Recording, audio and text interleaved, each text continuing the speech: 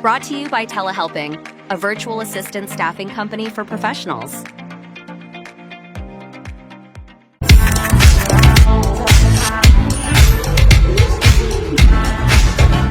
Hello, everyone. My name is Cody, the host of the Faces podcast, Entrepreneurs Are People Too, and the founding CEO of Telehelping, a virtual staffing organization, and the herein sponsor of my podcast. So I appreciate Telehelping for giving me the opportunity to speak with great people like James. James, how are you doing today? Doing great, Cody. It's a beautiful day here in Coeur d'Alene, Idaho. Oh, how is it cold? How's everything in Idaho going? Besides flat. Yeah, we've been getting an early spring here. I'm up in the north where it's the Rocky Mountains. And I mean, just 2 days ago, it snowed in the morning and then it was beautiful sunny in the afternoon. And today we'll get a nice 50, 60 degree spring day. Oh, beautiful, beautiful. Wish I could say the same from Vegas. Some days today, good day. 40s, 50s, sunny.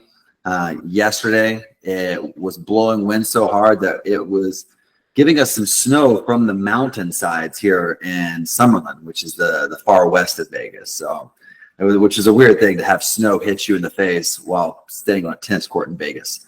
So, strange anomaly. Yeah, I grew up in Las Vegas. I was there through younger school through high school. And lived in Summerlin as well too. So very familiar with the area. Whoa. Perfect. I'm excited to chat more with you, James. And for all the folks listening in, tell us, who's James? Who are we speaking with here today? Yeah, thanks, Cody. So I'm an entrepreneur who's had a career in the accounting world and private equity. Did that for about 10 years before going off on my own. I'm classically trained as a CPA, and the industry I focus on is real estate. So I've done a lot all over the industry, everything from on-site property management, corporate property management, being a CFO of a lending fund to construction companies, other mortgage financing internships. And I just love real estate and really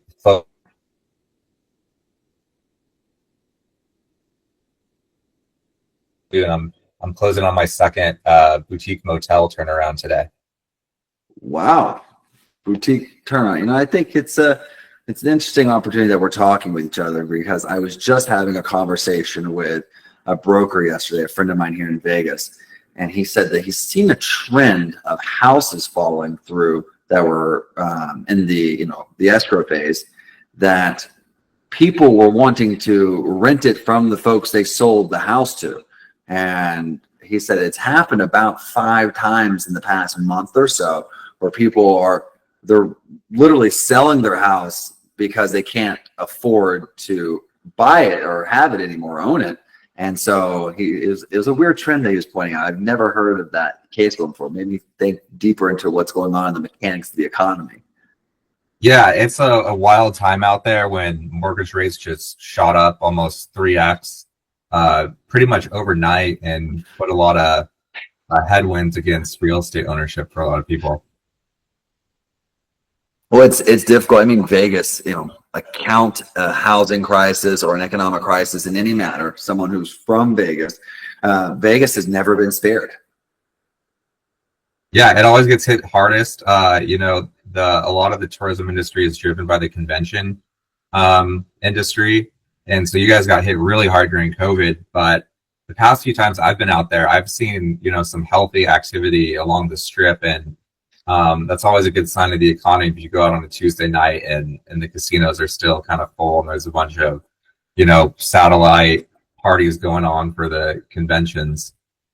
Correct. It's interesting you say that, James, because I saw online recently, someone said that Vegas was like a paradox. It says empty slot booths and $16 drinks.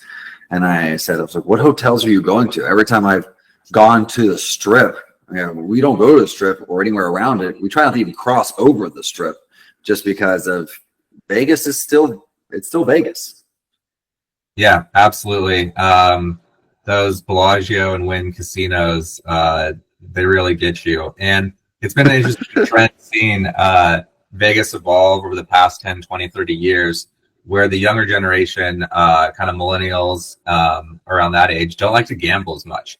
And so you saw Vegas start to take a hit in revenue that way, and that's really started to offer a lot of other programming. That's why like the DJ nightclub scene got so big.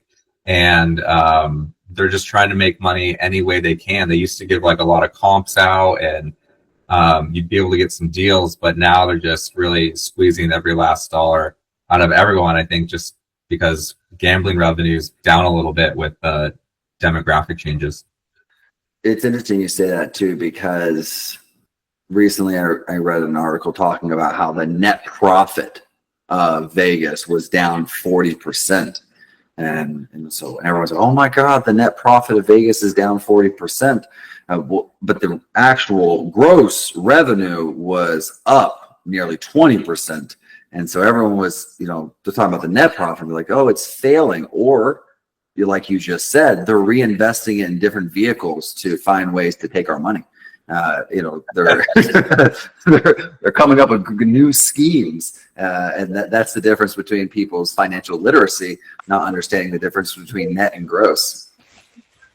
Yeah, hey, sorry about that. You're fine. Yeah, I remember last time I was out there, I just was looking around. I was staying at the Venetian. I'm like, wow, Vegas is just designed to extract every dollar they can from you at every opportunity. That's so funny. So you grew up in Vegas? Yes. Yep. So dad was a real estate developer, and he was getting after it in Orange County in the 90s, and they had a economic recession in the county. They took out, I think if I say this correctly, like short-term debt to pay long-term liabilities. They just basically had their financing backwards, and so the county took a slump, and it was, becoming more of a mature area. And my dad was looking into Las Vegas and started building out there before the city even had 1 million people. And so after a few years of commuting, we just moved the whole family out there, first to Green Valley and Henderson, and then over to Summerlin. That was my transition as well. Started off in Henderson, made my way to Summerlin. We came out here originally during COVID in LA. LA was wild, right? During the beginning days of COVID. And I was going back to my twitchy Marine days. I'm like, well, I've seen this horror film. I know how it ends. All right. First, it starts with rioting, and then, I'm making a last stand on the roof of my house. And so I was like, I'm going to move somewhere where I can have some defense capabilities. And so, I'm a very big 2A, Second Amendment person. And but I was also in the process of getting ready to sell a company. And so it was beneficial in two regards. And so I moved out to Vegas, and I've been between Vegas and Mexico ever since. And so Vegas is one summer in Vegas will make you want to have a place somewhere else. Absolutely. Yeah, I can't live in the desert anymore. And those are the similar reasons why I moved to Idaho. I remember being in Santa Monica. I was actually moving out of there, and then had a buffer place to live down with family in Orange County. But it was wild out there too. The day I moved out, or I was up there to pack up my place, was the day some of the riots happened in Santa Monica. Peaceful protests. And there's a lot of stuff that you heard didn't make the news of people breaking into townhomes all through Santa Monica, people getting pulled out of cars. And before that, I had one gun, just small little pistol. But as soon as COVID was hitting in February, I got like 3 more, and I had my whole door barricaded and, shotgun ready to go in case anything happened that day. Thank God it didn't, but it was just kind of a sobering moment. Like you said, I'm like, I need to get out of here. So now I moved up to Idaho, and I live on a small farm, and I've been taking a lot of training lessons from, former Marines and former police officers, and actually learning how to use weapons proficiently. That's, it's hilarious. I actually lived in Culver City before I came out here. So we were right next to each other. That's pretty funny. And you are correct. We had a peaceful protest about a mile from our house. And I was like, they're moving into affluent neighborhoods. Here we are in an affluent neighborhood. I don't want to end up on the news. And so that's why we picked Vegas. And came out to Vegas. It was dead at the time, and then we also started going. We did the Idaho option, right? Okay. But Mexico style, and we have a home in the middle of Mexico, close enough to Guadalajara and close enough to a pueblo not to be far enough from anything. However, far enough from everything not to walk anywhere, right? And so you're not going to go anywhere. When we bought the house originally, there was a dirt road that actually led up to the property. So it was a great place to go. But it's good that you take the time to train. I mean, to this day, I train consistently, and I have what feels like decades of shooting experience. And so, I go to various different courses, and I just learned a fun fact about Vegas. It is the #1 city in the United States for gun shootings that originate from road rage. And so, fun award to have there, Las Vegas. But it's an interesting thing, because Idaho, I'm sure where you live, it's pretty quiet, I'm sure, right? Same thing with Mexico. Mexico at large, I will admit, has a lot of dangerous places. Where we live, it's really not. And so it's super quiet, very safe. And so the need of a gun, though it's illegal, isn't even really present for us. Yeah, like I said, an armed society is a polite society. And when you see a lot of people open carrying around here in Idaho, it makes you think twice before acting a fool. Correct. It's interesting as well. One of the things you said in the beginning, you said you were classically trained as I thought you were going to say a violinist for a second, because that's usually how that spins up. But as an accountant, and a CPA, I myself am educated as an accountant. However, I was probably one of the only people in my MAC program that was not going to get their CPA license. So, why the accounting route? I graduated from USC in LA in 2008, when the whole kind of world was upside down in the real estate sector, really specifically. And I always thought I'd just go work for a real estate company. That's what all my internships had been. But I also had an accounting degree, because my freshman year I took an accounting class and it was easy. So I'm just like, okay, well, I'll just add this degree on. And luckily I had that, because starting my accounting career was the best way for me to really get my career started, really learn about kind of the private equity fund side of the real estate industry, how the world is kind of moving away from, mid-size operators to these kind of bigger funds.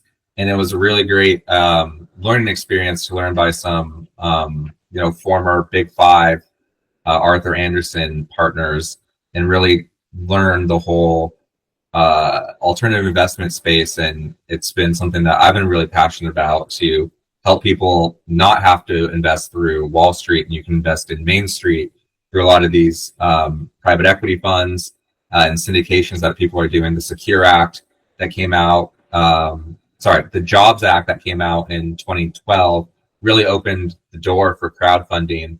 And it's been really cool to see this industry evolve over the past, 12, 13 years. That's great. And yes, while I, live most of my days, I start my days on Wall Street every day. Where's this thing? And so still doing this thing back there. But I also, most of my larger investments, long-term to, short-term-ish investments, are through PE firms that are predicated on the fact of the Jobs Act, and so the crowd piece. So are you leading the accounting side of those, or are you actually leading the raising and investment side? What part of that process are you in? So I'm a little bit of both. So I have a full service CPA firm. We do a lot of taxes and get K1s out for the investors in these private equity funds. And then that chains up and tiers up to the owners or the actual operators or syndicators of these funds, and doing their personal tax returns and tax planning for them. So that's the Stonehand accounting side of the business. And on Stonehand Capital, I've been buying real estate up here in Idaho with the family, closing on our 5th property up here today with one of my clients.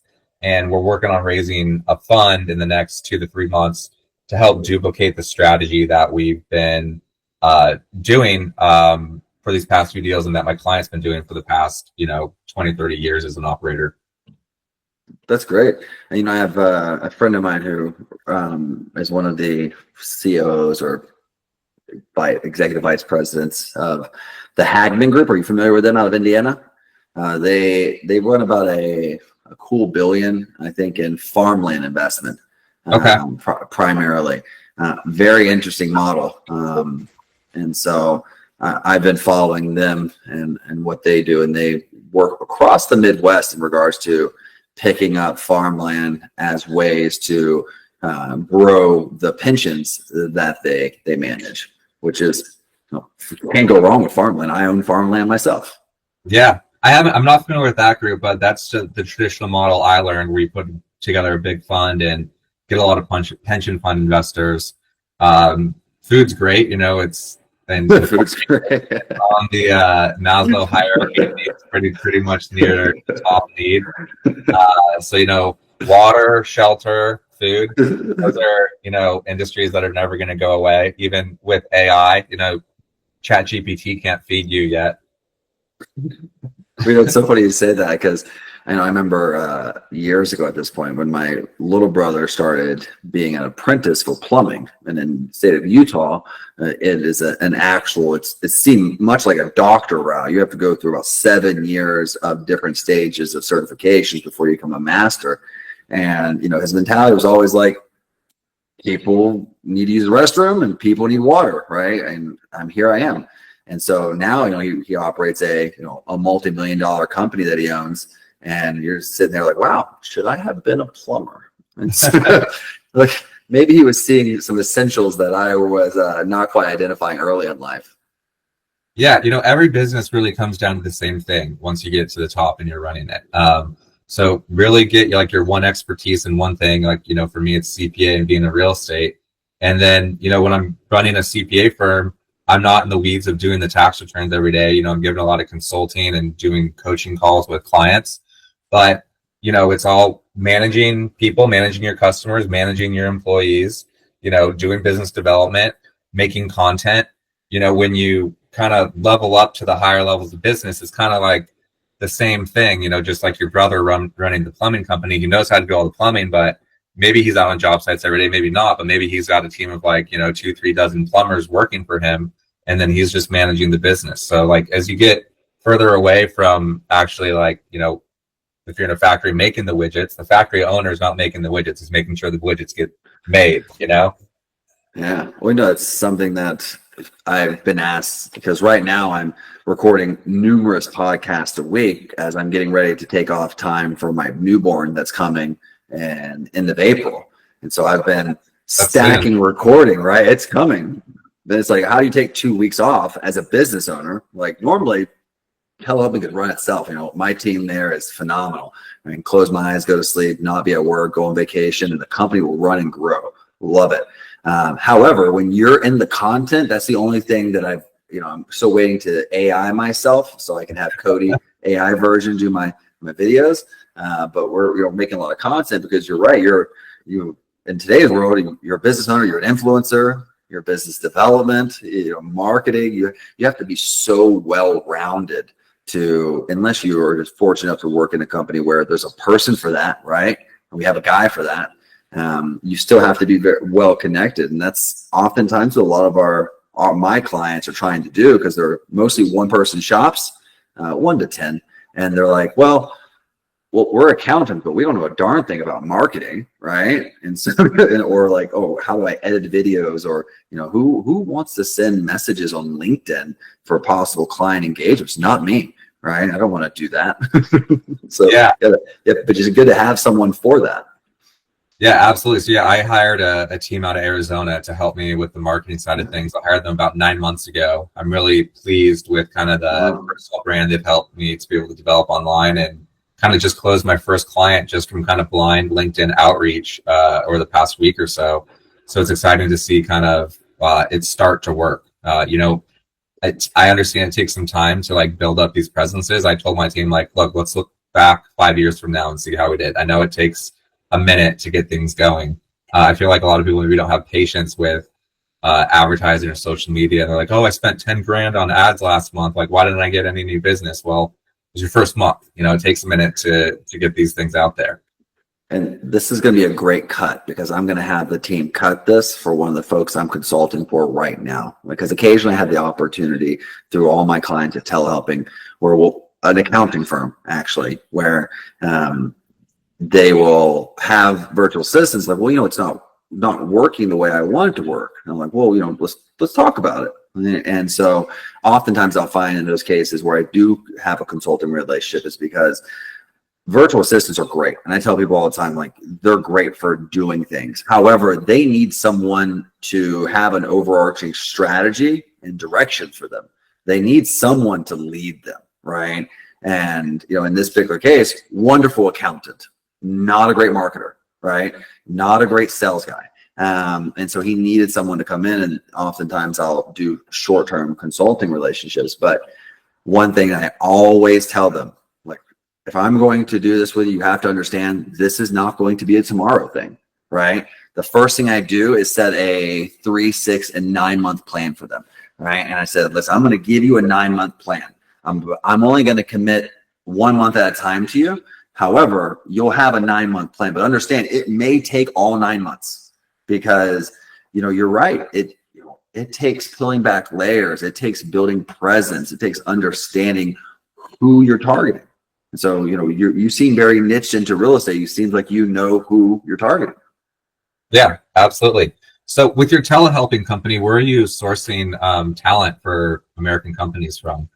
Only Mexico. And so we only hire in Mexico, and we work with companies across the United States, Canada, and as far east and west as Taipei and Tel Aviv. Okay. But primarily 70 to 80% of all our business folks are inside the United States, but only in Mexico we hire. Cool. And are they around the city where you have a house, or are they kind of all over Mexico? So all over Mexico. It started off as an actual call center company. And so when I had a healthcare company before, I needed nurses. And so I was hiring nurses out of the Philippines to speak Spanish. And I thought that was crazy. And so I was like, well, this is an asinine thought process. And so I bet I can do this cheaper. So I started a company with my wife in Mexico to source nurses. And what we realized as we continue to grow, we went from 1 call center to 6 call centers, that there's various competencies across Mexico. And so based on Monterrey University, Guadalajara, all of them, they have different focuses. And that's how they group their universities. And so we have different locations across Mexico, but most of our virtual assistants work from home. And they can be as close to the United States as Tijuana and as far south as Chiapas. And so, but we only hire in Mexico because the value of a BPO is legal protection for the client, right? As well as understanding that there's someone that is going to be responsible to manage and care for the person who is, sometimes a world away from you. Yeah. So are you still doing the BPO model, or are you doing more direct placements now? So we're all BPO, but we're considered boutique in the sense that we hire to the job. And so one thing that I learned years ago was this idea of like a jobs to be done model. And so usually our clients will come and say, hey, this is the job I'm trying to achieve. And we work backwards to a job description. And then we have a network of folks pre-qualified that we've screened, but we hire directly to it. And we're just not we have a bench of 600 people waiting for someone to ask for a person. We have you a marketer, pick a tire off the shelf. We found that hiring directly to the need increases our placement accuracy. And, so much money can be wasted in hiring a person, replacing a person when you're a BPO. And so we hover around the 95% placement rate. And so we like to place like a penguin and mate for life. Generally. And our average is like 1.5 years, they'll stay into the role. And so, it's a nice thing, but we try to, the most of concentration of our work is in the beginning stage, and then, hire good people, let them do the thing, and just manage the relationship from there. Cool. You said you were moving to Vegas around the time you were selling a company. What company was that? Are you still anything like that, or tell me a little bit more about that? So I was in healthcare before. Before COVID became a thing, I started a small healthcare company with a little bit of private equity money based on an AI model that we had that helped us triage and disposition patients to various pathways depending on their acute level. And so as they come out of the hospital, oftentimes if you or James would come out of the hospital, we're like, good luck, James, go see your primary care doctor. Here's your paperwork, right? Well, you know, James could have just came off a traumatic event, you know, being weaned off fentanyl, right, and put on some Tylenol and telling him to go home. James may not have a primary care doctor, right? James may not have a car to go to the pharmacy that you wrote the scripts for. James may not be able to pay for the scripts once he gets to the pharmacy. All those things attributed to a very large readmission rate, which is going back to a hospital within 30 days, which at the time, I mean, the numbers could be different now, it was about $40 billion a year was wasted just in sending people back to the hospital for an event that was related to their previous admission. And so what we would do is we would directly plug into the various, we had APIs for top 7 CRMs for hospitals, and then we would tie into the system. They would be dropped into ours, and then we would triage them and manage them with remote nurses from Mexico, the United States, the doctors here. And then we would take a portion of the savings. Oftentimes we would work with hospitals at a 20% readmission rate, which is 20% chance, you know, 1 in 5 chance of going back to the hospital. Wow. Right, it's crazy. And we would we take them down to about 5% most times. And so we take about the 5% and we would collect our shared savings portion. So we'd only make money if they saved money. And so we were putting our money where our mouth is. That was absorbed by a larger healthcare organization. And at that time, I was wanting to get out of the business anyways. If you work through healthcare in COVID, you wanted to get out, right? And so funny thing is, me and the chief medical officer, both of us after that, we both walked out of healthcare. We're like, forget that business. Took some time off, and then we retained the ownership of Telehelping, my wife and I, because it was a Mexico-based company, and you have to be a Mexican citizen to own the company. We still maintain and control the contract for the larger healthcare organization, and I just took the company in a different direction. We got out of healthcare. It's our only healthcare relationship now. We just found our niche in a different way. We found lawyers, accountants, and CFAs being more aligned with what we were able to consistently manage and place. And healthcare was difficult because of new laws allowing nurses to get quick visas to the United States. And so we'd hire great nurses and they would leave us to go work in the United States. And it's like, we can't keep doing this. We can't keep placing nurses for people in the United States and then losing them. So we just switched our model. Wow. That's a pretty cool story. You're able to monetize the value you created from the healthcare company, but still spin out a company to keep you as an entrepreneur without having to start from scratch all over again. You had a nice thing you already kind of systemized and built out. It was a gray area for all those who may have not have gotten into the level of business where you have PE and VC money and you're the fiduciary of an organization who starts another organization to support that company. As entrepreneurs, sometimes we're really fixated on solving the problem, right? We're able to solve the problem. And then we don't realize at times that maybe we have created a problem. That was an issue with telehelping at first. You know, I was able to take our cost from $2,500 a person in the Philippines to about $1,500 at cost in Mexico. So I saved us a considerable amount of money. However, wife owning a business that I'm using to, work for a business that I have private money for was a little bit of a sticky position at first. Luckily, I wasn't making any money off of it. Telehelping wasn't making money off the relationship. It was purely for the focus of getting good people, good labor. And that was the only contract we had until I decided to rebrand and actually do the business, because my wife and one of her friends were the ones kind of hiring people to do the nursing side while I ran the old company.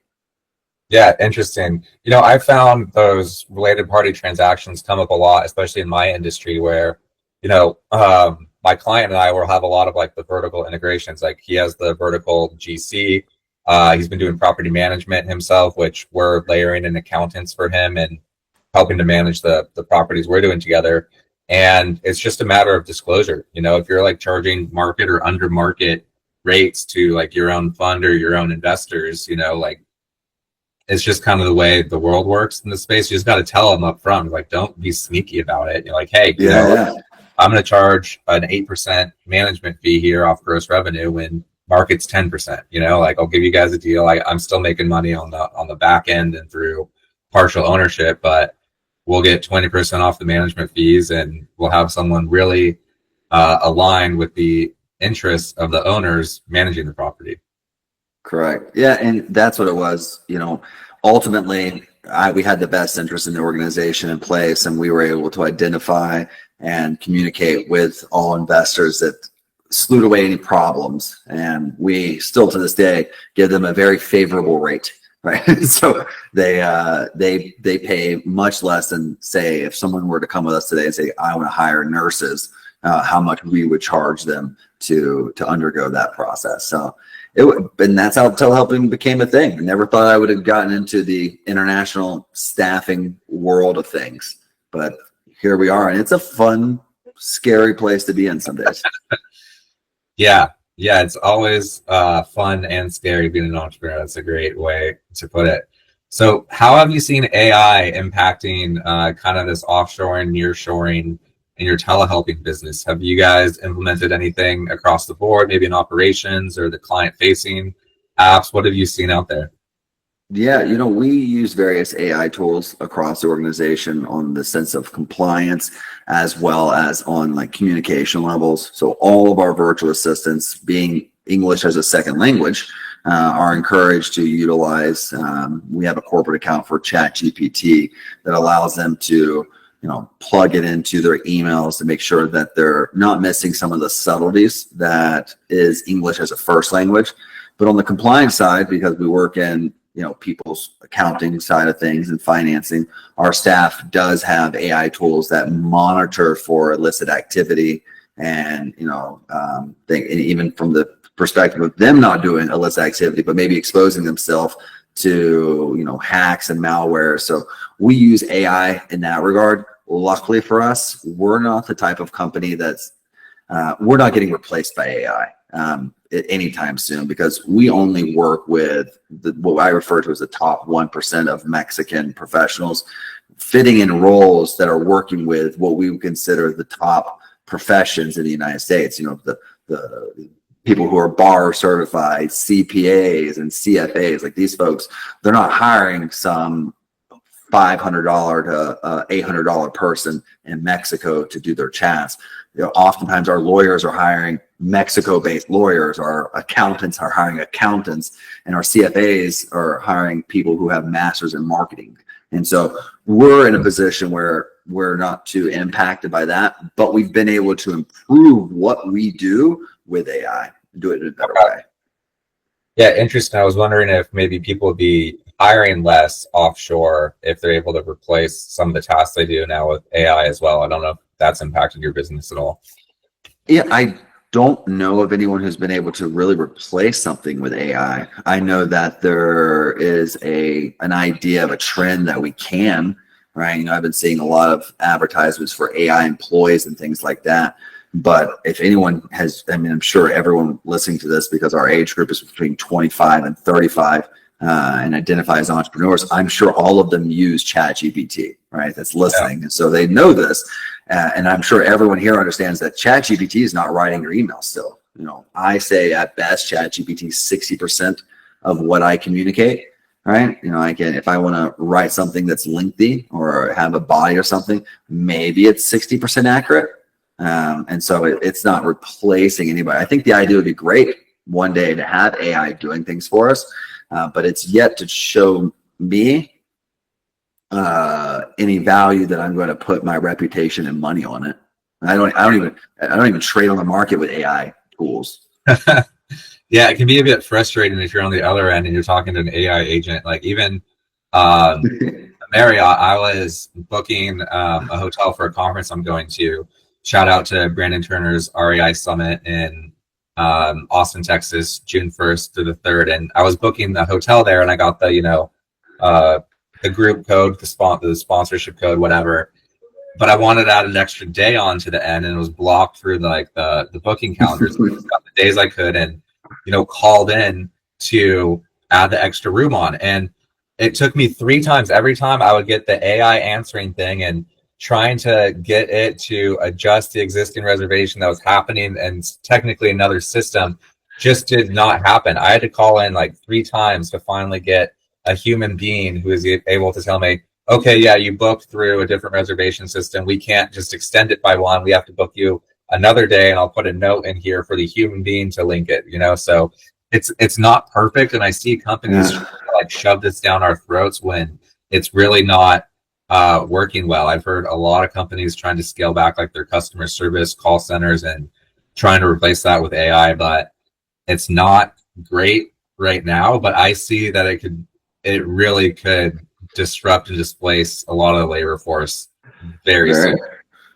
No, it absolutely could. And, we have explored models, even on my own marketing team of how to, make better edits, better shorts and things like that. And it's a great tool, right? AI is a great tool. But, I just yesterday, I called into an office, and someone picked up who sounded like a person. I'm like, great, talking to a human being. Like, yeah, I'm connecting you now. What do you mean you're connecting me? I'm talking to you. And they're like, oh no, I'm an AI assistant to a audibly impaired person. So I'm going to provide them sign language in your voicemail. They were AI and they were going to do sign language. And I was like, wow, I chuckled. I'm like, this is cool, right? That's a great way to use AI. Which was a person who had to sit there and listen and sign to a video, is now an AI projecting onto a screen. So that's really cool. Great way of doing that. I saw that 5 years ago, right? When we're sitting around and telehelp was coming a thing. I was like, well, we'll never get into phone answering services, right? Our call centers, they were triage centers. They were outbound sales for solar, and they were more complex relationships and things like that. They weren't any type of very basic. Those jobs will definitely be replaced with AI. Those are going to be taken out. However, I think I would have sold telehelping, I think, by the time we get to that stage. Yeah, it's happening fast. I'm trying to make sure that I will survive. I've been coming up with this phrase. You need to master the AI robots before they master you. I feel like we're just like the robot managers now, and we need to make sure that we as human beings are staying on top of the latest tools. And I've also called AI right now augmented intelligence. It takes where you're at right now and maybe can help augment it. I don't really feel like it's another artificial intelligence human being like I'm talking to. I think we're using the words a little too liberally. I agree. But it is definitely coming, and it's coming much faster than even all the experts were predicting of how good it would get, how quick. I do refer to it as assistant intelligent. Yeah. Because I think AI gives people the ability to be their own executive, right? And it's like, you do this. And then as an executive, you are going to be the person who has to put the final stamp on things, especially if it's going outbound. So you have to look at it like, all right, well, let's edit, and then do this again. I mean, it's the same thing I had to tell some of my team members, American-based and Mexican-based, like, hey, listen, love that you're using AI and you're leaning into the processes that we're trying to implement. However, understand it cannot do your job for you. Right. And I've had to tell people in the company, I'm like, we will ban AI, right? If you keep using Chat GPT, we will stop using Chat GPT. If you realize that you're trying to have it walk for you, when it's more so like an assistant to your walk, right? But some people use it way too much. Yeah, I'm just worried about the day. Like, even if I was thinking this last night, like people writing books with AI, I'm like, are we going to be reading physical books written by like AI slop writing here, in the near future? There's probably books out there already. I just think it's a crazy world right now with all of this. And I feel like my accounting firm is probably the biggest one at risk. That's why I'm making a mad dash to buy as much real estate as possible, just because, there's going to be a further divide between, I feel like the owner class, people who own things, and then the working class. And I don't see how we get out of this without like a universal basic income for a lot of people. And I think there's going to be a lot of crazy things happening over the next 5 to 10 years with our workforce, how it's going to be reshaped by this. It'll be really interesting to see how it all ends up at the end of the day. Both like still need people that are plumbers, still need people out there banging hammers and building stuff, So maybe we'll get back to more of a productive economy in a way of people having to go into more trades. And, Elon Musk, I think years ago, or no, sorry, it wasn't Elon Musk. It was one of the heads of like the oil and gas companies out there saying like our limit to grow right now is not based on the amount of oil in the world. Our limit to grow is based on human capital. We can't get enough petroleum engineers to do all the work we have in front of us. And so I feel like with AI taking a lot of, cushy, maybe office jobs, people might have to go back out into the blue collar jobs and actually create value instead of being in this financialized service industry that America has more and more become. No, yeah. And I think that we're far away. I'd say 5 years away from the first jobs in the United States being reportedly fully replaced with AI. It will happen. That was happening today. People are getting replaced by AI today. You think full jobs?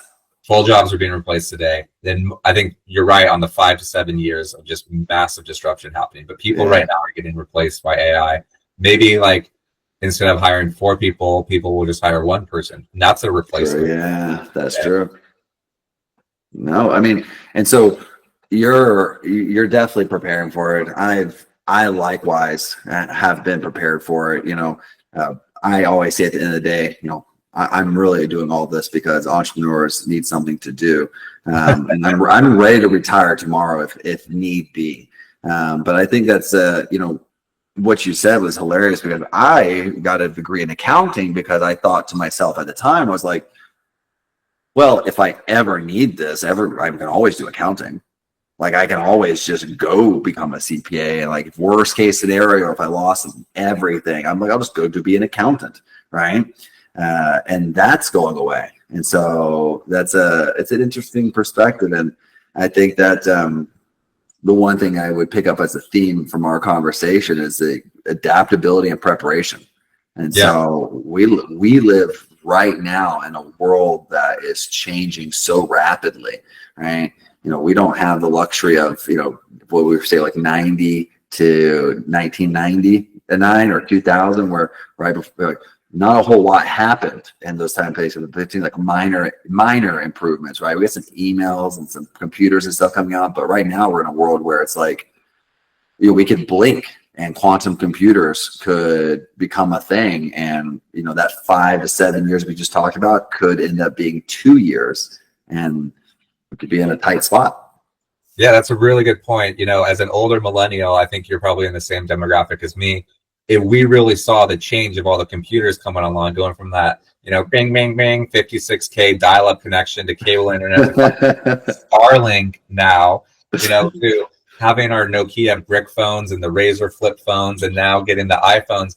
It was really cool, I think, to see the world the way it was before all of this came on. And I feel like our generation really sits at a really cool inflection point for humanity and technology. And I think we're seeing another one of those inflection points right now, where people being born right now are going to grow up in a completely different world 5 to 7 years from now. And there's going to be this older demographic that is going to slowly die out that knew a different way. And I think keeping some of those ideas and traditions is really important. Knowing how to navigate by like a map is important instead of just opening your phone like Waze, take me to where I need to go. I think still being able to do things by hand is going to become somewhat of an art, but also incredibly important from, a prepper's perspective as well, in case, the grid can go down. Right. And all this could go away pretty easily. And I feel like COVID kind of lit a fire under my butt of just how fragile our whole interconnected ecosystem of economy and life and society is. No, and I mean, it goes right back to the very roots of our call. We were trying to jump on one system and we had to move to the backup, right? I think that you said it well. It's the same way the military preps, right? We have beautiful GPS devices and technology that allows us to do a lot of things in the military. However, we still learn how to use a compass, right? And orient ourselves with a map. And, the COVID situation, a lot of people were buying water and toilet paper. I was buying ammunition because I realized that was going to be the real currency. Yeah. So, if things really went south, no one was accepting dollar bills and gold, right? It was going to be every man for themselves. And, I think that's well said, James. And I love that what you're doing and how you're not only how you ended up in your position, but how you're preparing yourself for what is going to be a change that much of us are ignoring. And so, I think that you'll be in the small bucket of people that will not be surprised and will actually be like, well, I saw this coming, right? I'm going to go sit on my front porch and watch the Idaho sunset, right? Yeah. So while everyone's trying to figure this out. And so, with that being said, I really thank you for making the time to be on the podcast today. And it was one of those great ones where while I would have loved to peel back the layers of your business, we ended up chatting about things that I couldn't have scripted. Cool. Yeah, this was a really good time. We never know where these podcasts are going to go, and I enjoyed the conversation we had. So if your audience wants to get in touch with me, I'm active on LinkedIn as James Bohan, CPA, MRED. And then my website is stonehand.com. That's stone like a rock and Han like Han Solo. And we help people pay as little in taxes as legally possible. Man, you took the words out of my mouth. I always say that. I'm like, I want to pay the least amount of taxes that I can legally get away with, please. No, James, thank you so much. And for all those watching, if you don't know where the rewind button is and you can't go back to exactly what James just said, you can always email us at info@thefacespodcast.com. And one of my team members will make sure you get his information and point you in the right direction. I jokingly say that because it's hilarious, but it's also happened. So thank you so much for all of you listening. James, I hope you have a great rest of your day. You too, Cody. Take care. This video was brought to you by our official sponsor, Telehelp Ing. Need support for your business? Telehelping connects you with top-tier remote staff to help you streamline operations and fuel growth. Go to telehelping.com and get started today.